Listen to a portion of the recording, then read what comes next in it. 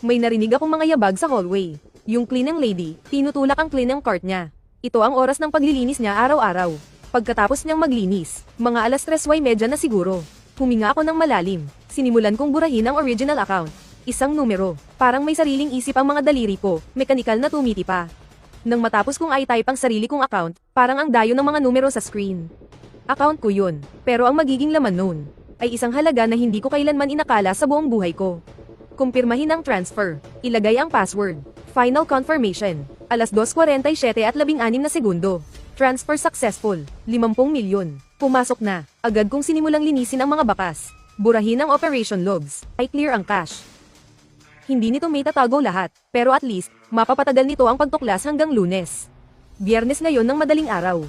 Ibig sabihin, mayroon akong halos 72 oras. Nang patayin ko ang computer, basang-basa ng pawis ang palad ko. Kinuha ko ang cellphone ko. Nag-text ako kay Zhang Xiao. Handa na. Huwag mong sasabihin kahit kanino. Huwag kang gagawa ng panik.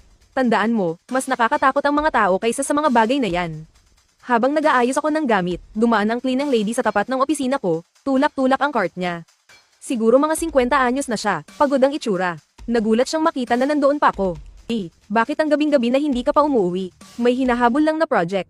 Katatapos lang. Sinubukan kong gawing normal ang boses ko. Kayong mga bata, mag-ingat din kayo sa katawan nyo, ha?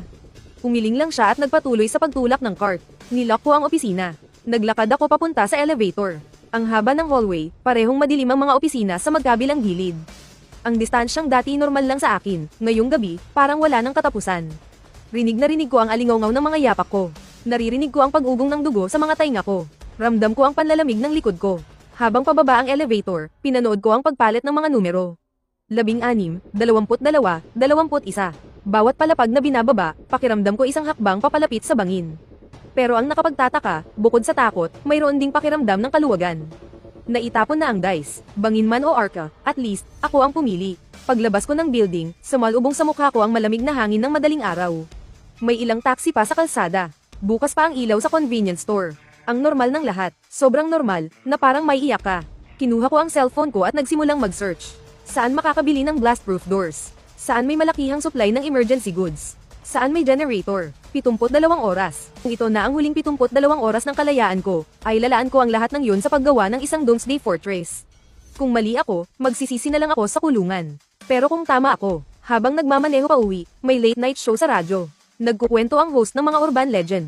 Pinatay ko ang radyo. Sapat ng kakatwa ang mundong ito, hindi na kailangan ng dagdag na kwentuhan.